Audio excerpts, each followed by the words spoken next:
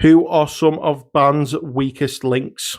We are going to be talking about members in bands who are kind of notoriously known for being the weakest members of said band, musically, talently, songwritedly, etc., etc. And let's just get the ball straight off rolling with Mr. Anthony Kiedis from the Red Hot Chili Peppers. John, Chad, and Flea are all absolutely masters of their instruments. They create such great, uplifting music together.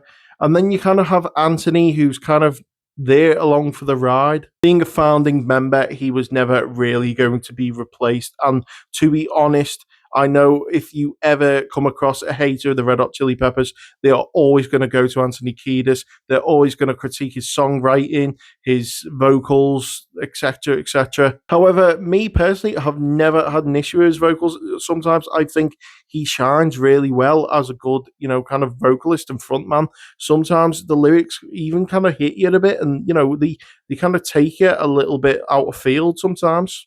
However, I can't just be purely ignorant to the fact that most of the lyrics Anthony comes out with are just garbled up nonsense, birds, animals, California references, just so off, so forth, crimes that he committed. Let's not go there. Next up, we have Lars. Similar to Anthony in the way of this is a founder member of the band, he was never going to be replaced. His skills and talents were never really going to be truly questioned. I'm not a big Metallica fan myself, I'm not going to lie.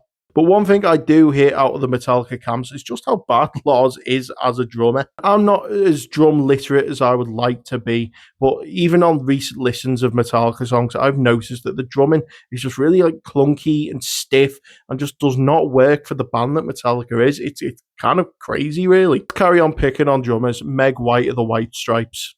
Two members of the band. One has got massive talent, has gone on many songwriting, achievements in his career. And the other one's his wife.